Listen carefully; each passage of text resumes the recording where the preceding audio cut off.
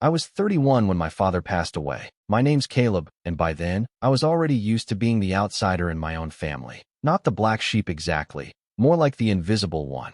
I'd moved out at 19, worked 2 jobs through college, built a life without relying on anyone. No handouts, no favors. That was the unspoken rule between me and my family. I don't ask, they don't offer. And it worked for a while. I got used to the distance, the quiet holidays, the forgotten birthdays. But when Dad died, something shifted. And that's when everything started unraveling. My dad was a quiet man. Private, composed, rarely emotional. He wasn't cold, just efficient. The kind of father who didn't say much, but remembered everything. When I was 13, he taught me how to balance a checkbook before he ever tossed me a football. He never raised his voice, never made grand gestures, but he always followed through on his word. I respected him for that. And I think, in his own reserved way, he respected me back. My older sister, Denise, was the complete opposite. For years older, loud, dramatic, always center stage. She had that magnetic kind of charm that sucked all the air out of a room. And growing up, I used to think she was incredible. The way she could get people to do what she wanted. It was like a superpower. Teachers adored her. Family friends bent over backwards for her. My parents, though they tried to hide it, definitely had a soft spot.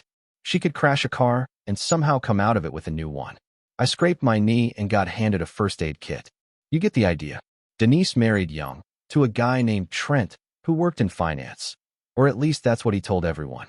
I always got the sense he was one of those men who talked in buzzwords, but never actually did anything. His handshake was limp. His compliments, forced. He reminded me of a salesman who thought he was selling yachts when really, he was peddling used office chairs. But again, Denise had that pull. She could make anyone believe she was doing you a favor just by showing up. I wasn't close to either of them. They lived in the same town, just 15 minutes away from Dad's place, while I lived 3 states over, in a quiet little city where nobody knew my last name. But I always stayed in touch with Dad. Not in a flashy, constant updates kind of way. More like clockwork. A Sunday morning call every other week. A birthday card. A visit twice a year, always on his terms.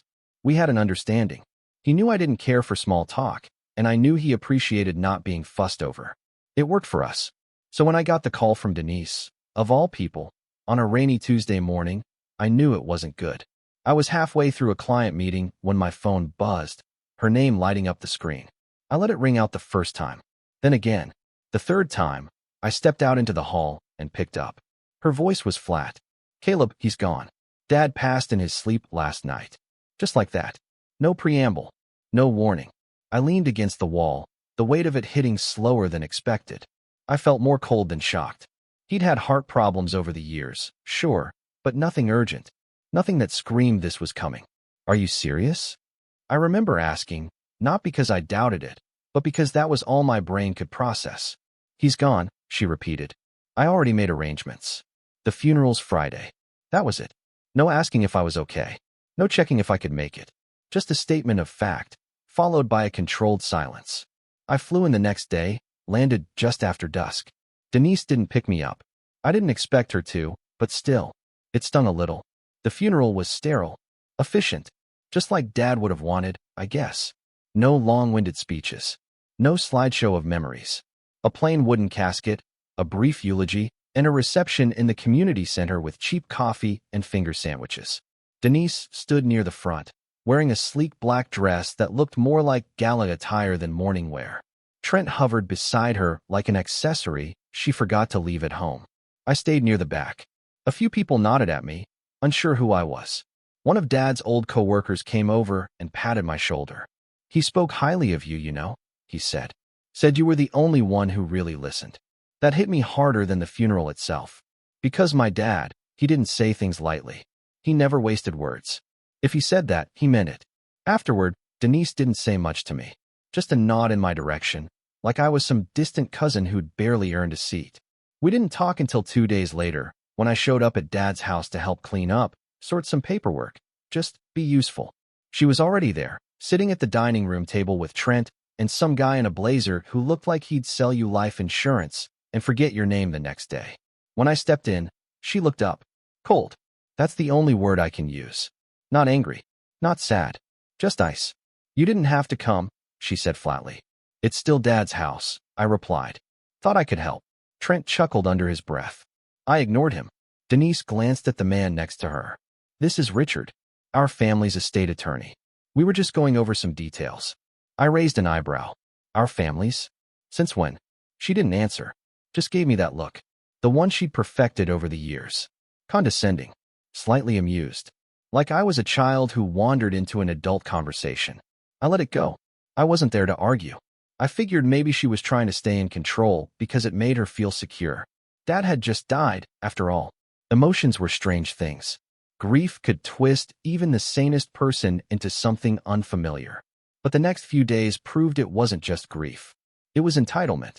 Denise started taking over, declaring things, making choices without asking anyone, least of all me. She spoke with the confidence of someone who'd already decided the house was hers, that the car was hers, that the bank accounts, the furniture, even Dad's old coin collection, all of it was somehow destined to be part of her inheritance. I kept quiet for the most part, just observed, took notes. I stayed in Dad's guest room while she drove back to her house every night. One morning, I came downstairs and found her rummaging through his desk drawers. You looking for something? I asked. She didn't even glance at me. Important documents. Richard said we'll need the original deed for the house. I said slowly. She snapped the drawer shut and turned to face me. Don't make this difficult, Caleb. I've handled everything. The funeral, the expenses, the logistics. The least you can do is not get in the way. It wasn't just what she said, it was how she said it. Like I was a burden. An afterthought.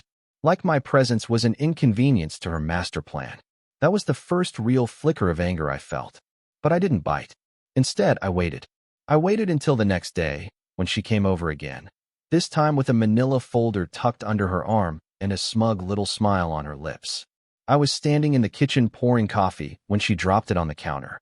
I thought I'd be nice and tell you in person, she said. There's a will reading scheduled for Saturday. But you're not coming. I paused, mug halfway to my lips. Excuse me. She leaned in, her voice low. Cold. You're not coming to the will reading. It's better you stay out of this. I stared at her for a long second, the words slow to sink in. And who decided that?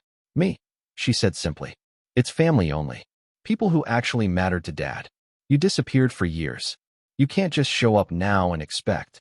I didn't let her finish. I nodded once. Then, without a word, I pulled out my phone, walked to the front porch, and called my lawyer. Because here's the thing Denise didn't know.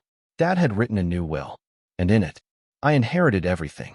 I didn't tell her that, of course. Not yet. But I would. Soon. And when they found out, the screaming didn't stop for hours. The funny thing about silence is how loud it gets when you're waiting for it to end. That entire week, after Denise told me to stay away from the will reading, I didn't say a word. Not to her. Not to Trent. Not to Richard, the supposed family attorney. I stayed quiet, calm, observant. I kept sipping my coffee in the mornings, kept helping myself to toast and eggs, kept walking through Dad's house like I belonged there, because I did. But deep inside, something had snapped. Not in a loud, fiery explosion. More like the final click of a lock turning. I realized, fully and completely, that Denise never saw me as part of this family. Not really. And she never had. I spent that week packing up Dad's books, his old hardcovers, most of them still with his notes scribbled in the margins. Philosophy, economics, classic fiction. Things we used to talk about during those rare moments when life slowed down. He was a minimalist in every other area of his life, but books were sacred. I handled each one carefully, dusted them off, and boxed them according to his old system. Denise never once offered to help. She only came by to dig through drawers, scan receipts, or sit on the couch with her laptop while making calls about liquidating assets. Do you need any of this old furniture? She asked one day, standing in the living room with her phone to her ear and a disinterested wave toward the coffee table. I'm thinking of just calling a junk service to clear it out. I glanced up from a stack of photo albums. That coffee table is solid cherry. Dad built it when he was 20. She blinked. Really? Huh. Well, it's not my style. That was the moment I realized she didn't know him at all. Not really. She knew of him. Knew his routines, his bank account balance, his Netflix password. But she didn't know how he thought. What he loved. The things he built with his hands. The small rituals he kept. The man who woke up every Sunday and made exactly 1 cup of tea, sat on the porch for 20 minutes, then read 2 chapters of whatever book was on his nightstand. That man was invisible to her. She saw only what she could cash out. I let it slide. Again, because I wasn't ready yet. Not until Saturday. Friday night rolled around, and I got an email from Richard. Short and polite, but dripping with passive aggression. Caleb, as per your sister's request, the reading of Mr. Hughes tomorrow will be a private event at their residence. We appreciate your understanding and discretion during this time. No address. No time. Nothing. I stared at the screen for a full minute. Then I forwarded it to my lawyer, Miles, with a simple note. Just as expected. Let's proceed. That night, I couldn't sleep. I laid in Dad's guest room, staring up at the ceiling fan as it spun slow circles, and thought about everything that had led up to this. Childhood birthdays where Denise got a new bike and I got socks. Christmas mornings where she opened 5 gifts while mine came from the dollar aisle. Report cards I brought home with straight A's and a quiet nod, while she got a B- in drama, and the whole family went out for pizza. I told myself for years it didn't matter, that I didn't need validation, that being the underdog made me stronger. But the truth is, it wears you down. Little by little, it chips away at you. You start believing the story they've written for you, that you're less, that you don't matter as much, that you're only useful when they say so. And now, even in death, they were trying to write me out. Saturday morning, I dressed in a navy button-up and slacks, combed my hair, and stood in the mirror for a long while. It felt like gearing up for a job interview I already knew I'd won. Not because I deserved it more, but because I was finally ready to stop playing the background character in my own story. At exactly 10 a.m., while Denise was preparing cheese platters and wine glasses for what she probably assumed would be a quiet victory lap, my lawyer arrived at Dad's house. Miles is in his late 40s, sharp as a tack, and always dressed like a man who sleeps in his tailored suits. He carried a thin leather portfolio and a calm smile. "You sure you want to do it this way?" he asked as I handed him the spare key to the house. "She wanted to play games," I said. "So let's show her what happens when she loses." We drove over in silence. Denise lived in a gated neighborhood full of houses that looked designed by the same bored architect. Big windows, cold white stone, and overpriced landscaping. Her front door was already open when we arrived. Music playing low, the murmur of voices inside. I spotted Richard standing near the entrance, glancing at his watch like he had somewhere better to be. Denise saw me first. Her smile dropped instantly. "What are you doing here?" she snapped, marching toward the door in her heels. "I was invited," I said smoothly, stepping aside so Miles could enter behind me. Her eyes flicked to him, confused. "Who?" "Miles Carter," he said calmly, holding out a card. "Caleb's legal representative. I believe we have business to discuss." She didn't take the card. "This is private. Family only. You can't just crash." "That's where you're wrong," Miles said. "The most recent and legally binding version of your father's will names Caleb Hughes as the sole executor and primary beneficiary of the estate. As such, he reserves the right to be present for any reading or discussion regarding said estate." Her mouth opened, then shut, then opened again. Trent appeared behind her, looking vaguely alarmed. "Is this some kind of joke?" "No," I said, meeting his eyes. "But it's about to get real serious." We walked past them into the living room. The guests, mostly Denise's friends and a couple of distant cousins, fell silent as we entered. Richard looked confused but tried to maintain composure. "I wasn't aware there was another version of the will," he said. Miles opened his portfolio. "Filed and notarized 3 months ago. Dated, witnessed, and updated with full legal compliance. Would you like a copy?" Denise spun on me. "What is this? Some last-minute trick?" "He wouldn't do that without telling me." I looked at her, and for the first time in years, I didn't feel small. I didn't feel like the forgotten younger brother. I felt steady. "He did tell me," I said quietly. "He asked me to fly in, remember? 2 months ago. You said you were too busy to join." I could see her mind racing, replaying that moment. She'd brushed him off. I remembered Dad's words then, the last time I saw him. "You don't have to fight her, Caleb. Just stand still long enough, and she'll trip over her own ego." The will was read aloud, clause by clause, and with every word, Denise's face drained of color. Dad had left everything, his savings, the house, his assets, even the vintage watch he wore every day, to me. There was a separate note about her. A polite but unmistakably firm paragraph. To Denise, I leave the lessons she refused to learn. I trust she'll find them useful someday. She stood frozen as Richard finished. Nobody spoke. Even Trent looked like he'd just been slapped with a briefcase. Finally, Denise turned to me, her voice low and shaking. You manipulated him. You always knew how to twist things. That's why you disappeared for years. You were waiting to swoop in. I tilted my head. I didn't disappear. I just stopped coming around when I realized I was only invited when you needed something to brag about. Her voice rose. This was supposed to be my house.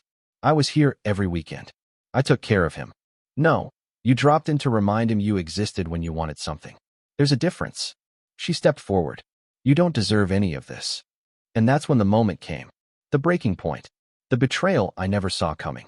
She looked around the room, eyes wild now, and then, loud enough for everyone to hear, she hissed, he wasn't even Dad's real son. The room went dead silent. My stomach dropped. She kept going. He was adopted.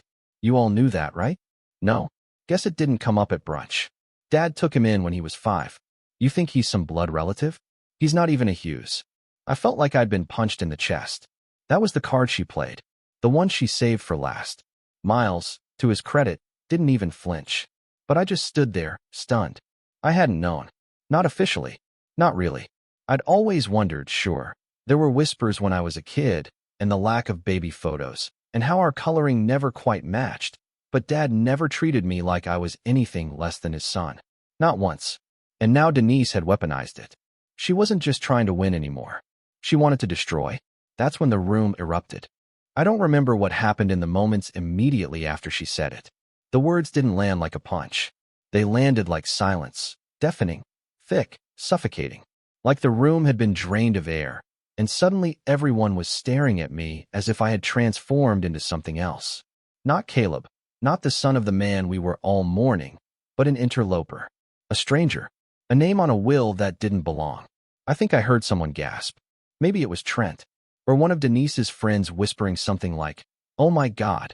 Miles stepped forward, gently touched my elbow, but I was frozen. Not angry. Not embarrassed. Just hollow.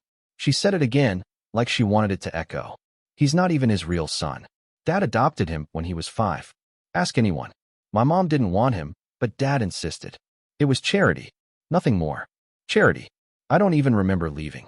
One second I was in that sterile, over-decorated living room full of wine glasses and mid-tier chandeliers, and the next I was outside, walking down the sidewalk like I had somewhere to be. I left my car behind. I just needed to move. I didn't want to give her the satisfaction of seeing me break, but something had cracked. Deep. I walked for over an hour. Past the rows of perfect houses. Past the coffee shops I used to visit when I came home. Past a small park I vaguely remembered playing in as a kid. I sat on a bench and stared at a patch of grass until the sun started dipping behind the trees. That's when the weight came down on me, full force. All those years. Every moment I spent thinking I was just less than because of favoritism. Every birthday I shrugged off. Every Christmas where I told myself I was fine getting a sweater while Denise got a vacation to Cabo. Every holiday I told myself it wasn't personal. That I wasn't being excluded, just overlooked. And now I had to question everything. Not just my sister's cruelty, but the roots beneath it. The truth of it. What if I was the outsider? What if Dad kept the truth from me to protect me, and Denise just threw it in my face because deep down, she believed it made her superior? Was that why he never talked about his first marriage? Why he never had photos from before I turned 5? Was I clinging to a version of him that was too idealized to be real? I texted Miles and told him I'd be unreachable for a while.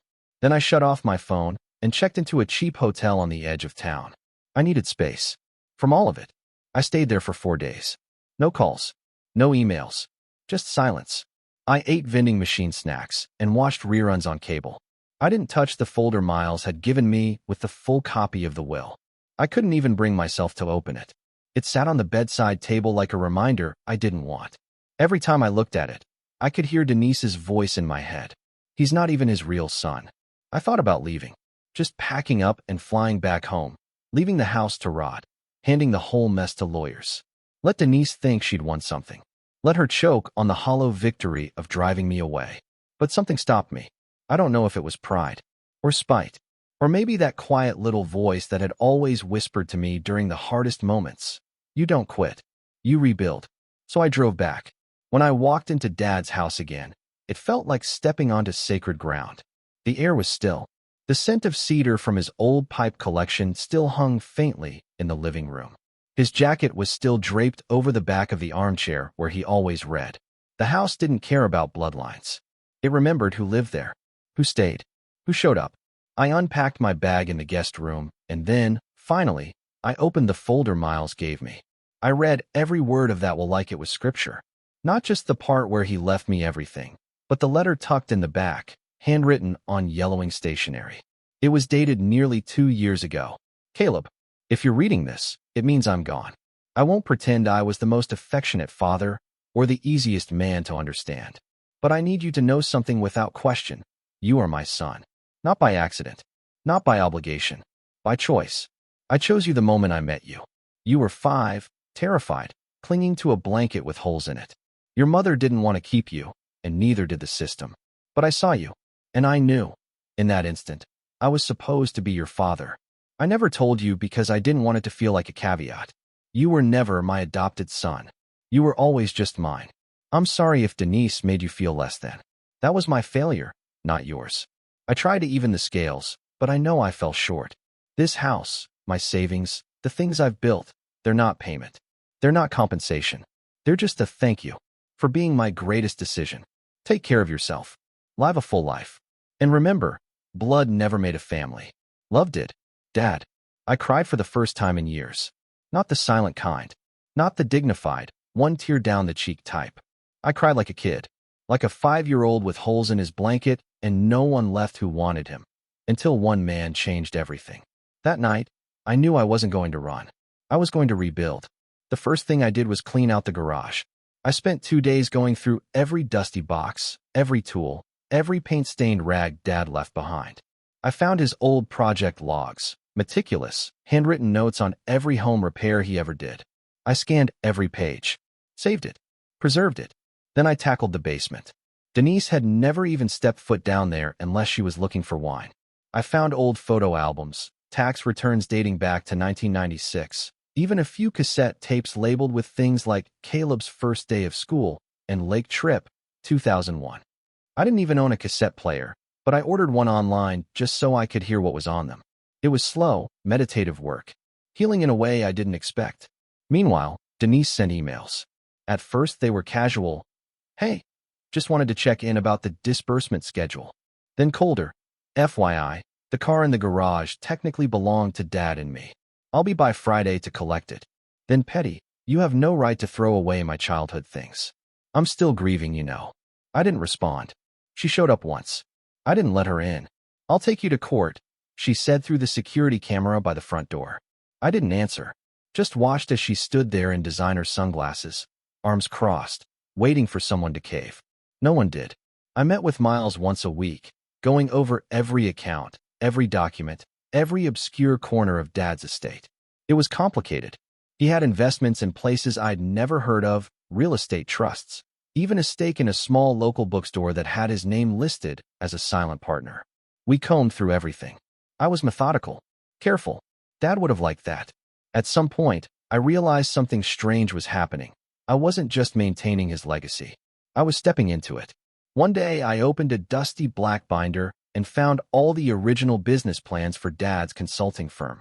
Notes in the margins, handwritten corrections, a list of client leads from the 90s. And at the very bottom, in all caps, underlined twice, stay small, stay honest.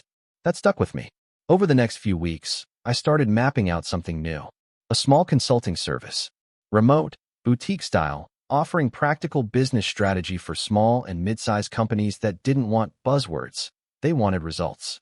I used the seed money from one of Dad's old accounts and filed the LLC paperwork myself. Simple, clean, exactly the kind of thing he would have respected. I worked late into the nights, fueled by microwave dinners and the soft hum of the ceiling fan. I updated the house piece by piece. Nothing flashy, just bringing it back to life. I even found a few old Polaroids Dad had kept hidden behind his dresser mirror.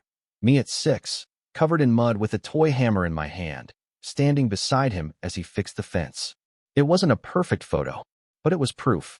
I wasn't an outsider.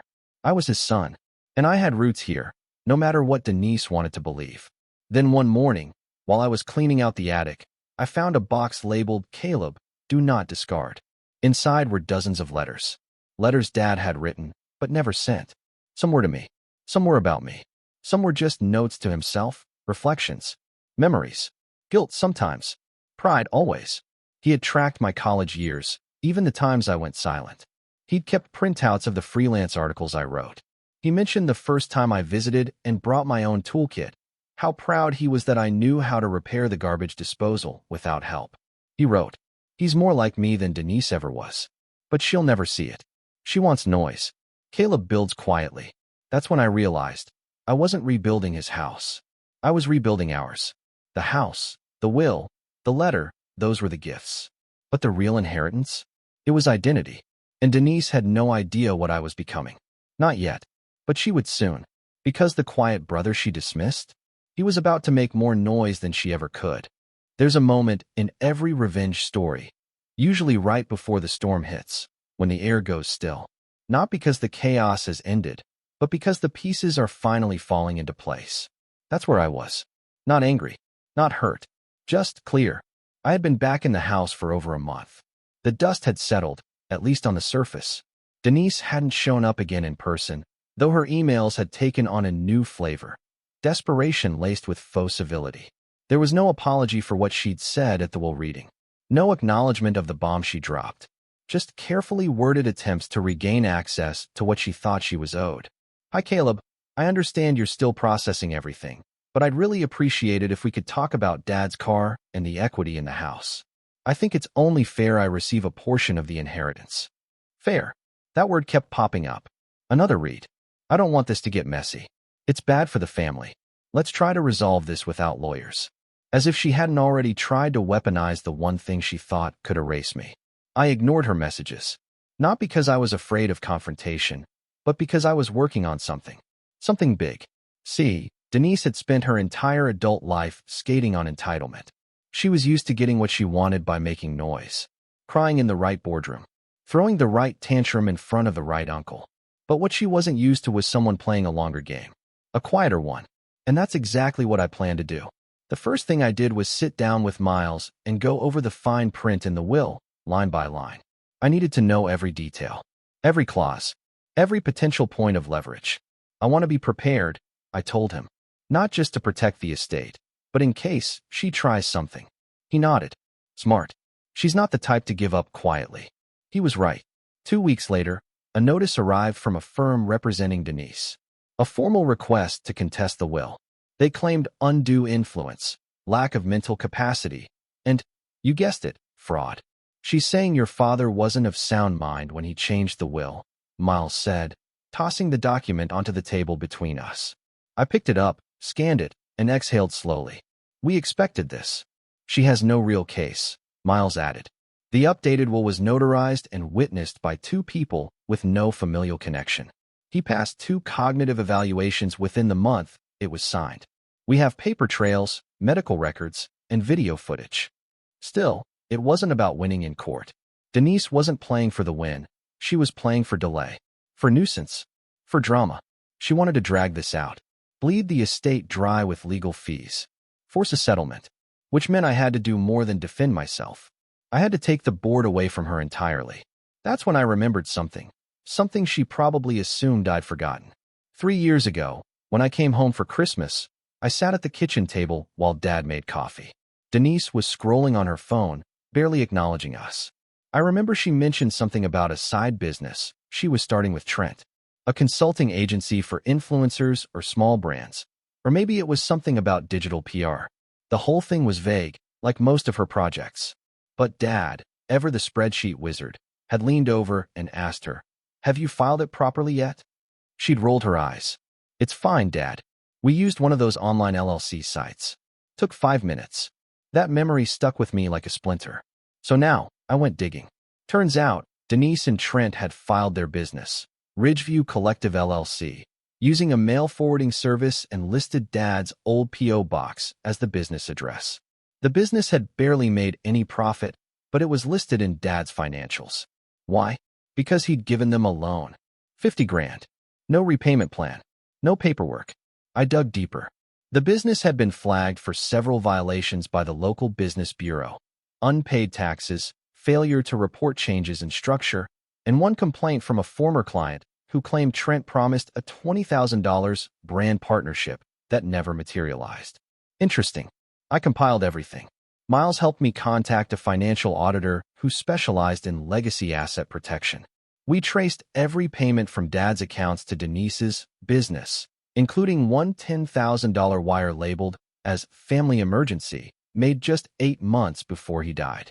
It wasn't enough for legal action, but it was enough for leverage, especially when paired with what I found next. Dad had kept a separate, private journal in a locked cabinet in his study. I didn't know the cabinet even existed until I stumbled across the key, taped under the drawer of his desk like something out of a spy movie. Inside were notebooks, one for each year, with entries about finances, house repairs, medical updates, and yes, family matters. One entry from just 5 months before he died stood out. Denise asked for more money today. Said it was for marketing materials, but I suspect otherwise. I told her no. She stormed out. I hate that this keeps happening. She doesn't understand boundaries. And another. Trent made another thinly veiled threat about being part of the will. I reminded him it's not his place. Caleb would never say something like that. He doesn't ask. He just shows up when it counts. I took photos, scanned everything. Miles looked through it all and said, "She's walking into a minefield." Exactly what I wanted. But it wasn't just about gathering dirt. I wanted to create something lasting. Not just revenge, justice, and more importantly, legacy. So I made a call to my friend Mark, a software developer and former classmate from college. I'd helped him with a business pitch a few years back when he was starting a small productivity app. In return, he owed me a favor. I asked him to help me build something. A website. Nothing fancy, just clean, simple, and true. It was called the Hughes Foundation, a nonprofit dedicated to helping young adults who had aged out of foster care but didn't have a support system. Mentorships, grants, housing stipends. I started small, used part of the inheritance to fund the first phase. Mark helped me set up a donor page and back-end system. I wrote a mission statement based on Dad's journal entries and the letter he left me. "You were 5, terrified, clinging to a blanket with holes in it." That line sat on the homepage, right under a photo of Dad standing in front of our old house, arms crossed, a faint smile on his face. The caption read, "This house built more than walls. It built a second chance." I shared it with a few people in the community, teachers Dad had known, the local librarian who always talked to him about books. They loved it. One even offered to hold a fundraiser. Word spread. And then, something surprising happened. I got an email from Richard. Yes, that Richard. The estate attorney who had been Denise's mouthpiece at the will reading. He'd heard about the foundation, visited the website, and asked if we could meet. "I knew your father for over a decade," he said when we sat down for coffee. "I've seen a lot of beneficiaries squander their inheritances. But what you're doing, it's what he would have wanted." We talked for an hour. At the end, he said, "Off the record, Denise is panicking. She thought you'd cash out and vanish. She didn't expect this." I smiled. She never expects anything unless it benefits her. Then I asked him a question, one that had been sitting in the back of my mind for weeks. "Do you know if Denise ever tried to push Dad to change the will before he died?" He hesitated. Then he nodded. "She asked me to draft an early revision. Wanted to split everything 50-50. Your father declined. Politely but firmly. That was about 6 months before he passed. 6 months. Right before she came asking for that marketing loan. It was all fitting together now. And the final piece? That came when Miles forwarded me a video clip from Dad's home surveillance system. A backup drive I hadn't reviewed yet. The footage showed Denise and Trent in the kitchen 6 months before Dad passed, talking quietly while Dad was in the living room. "Trent, just bring up the will. You keep dancing around it. Denise, he's not ready. And if Caleb finds out. Trent, he's a ghost. He won't know anything until it's too late. Denise, we just need to make sure I'm in the paperwork. Then we're good." I saved the clip. Then I started planning the final act. I called Miles. "I want to bring her in," I said. "You sure you're ready?" I smiled. "Oh, I've never been more ready. The thing about revenge is that if you rush it, it feels hollow. Too fast, and it becomes petty. But if you take your time, if you build it piece by piece, brick by brick, it becomes something else entirely. Justice, maybe. Or closure. Or just the calm satisfaction of knowing you didn't have to scream to win. You just had to stand still while the other side collapsed under the weight of their own greed. I waited until everything was ready. Every document reviewed, every account closed, every legal string tied off with a bow. Denise's contest to the will had officially failed. The court dismissed it faster than I expected. Miles called it a laughable attempt, citing our overwhelming documentation, medical reports, notarized statements, and Dad's own detailed journals. Denise's lawyers tried to stall, filing motions and appeals, but all it did was rack up her legal fees. When the final judgment came through, I didn't say a word. Instead, I invited her to lunch. Neutral territory, an upscale cafe halfway between her side of town and mine. I called it a peace offering. She took the bait instantly, showed up in a new designer coat and oversized sunglasses, as if she were walking into a paparazzi shoot. "Nice of you to finally come to your senses," she said as she sat down. "I assume you've realized this isn't worth dragging out." I smiled. "Actually, I've realized it's worth finishing properly." I placed a folder on the table. Inside was a settlement agreement drafted by Miles. It wasn't for her benefit. It was a trap. I wanted her to see what she could have gotten. The language was generous. A courtesy disbursement of $150,000 to acknowledge the emotional labor provided by the deceased's daughter. No admission of wrongdoing. No formal inheritance. Just a token gesture. She flipped through the pages and smirked. "I knew you'd come around," she said. "Honestly, this is the least you could do." "You're right," I said. "It is the least I could do." She didn't catch the double meaning. I leaned forward. "But there's a catch." Her eyes narrowed. "You have to sign it now," I said. "No edits. No delays. You sign this, and you waive any further claim to the estate. Forever. Including Ridgeview Collective and the loans Dad made to you." She laughed. "Please. You think I care about that fake business?" I opened my bag and pulled out a second folder. This one was much thicker. "Funny you say that," I said, sliding it across the table. "Because your business just became very real to the IRS." She stopped smiling. Inside were copies of the business filings, the unpaid tax reports, the flag violations, and most damning of all, the financial trail showing Dad's loans being funneled into personal expenses, spa weekends, handbags, a failed NFT purchase, and a lease on a BMW registered under Trent's name. "I'm guessing you didn't report these as income," I said, "which makes them taxable and fraudulent. And, if I press the issue, criminal." "You wouldn't dare," she hissed, voice low now. "I wouldn't have to," I replied calmly. "I'd just hand the file to the auditor I hired. He's already flagged your business for irregularities. All it takes is one letter. One email." She sat back in her chair, mouth tightening. "You set me up." "No," I said. "You set yourself up. I just paid attention."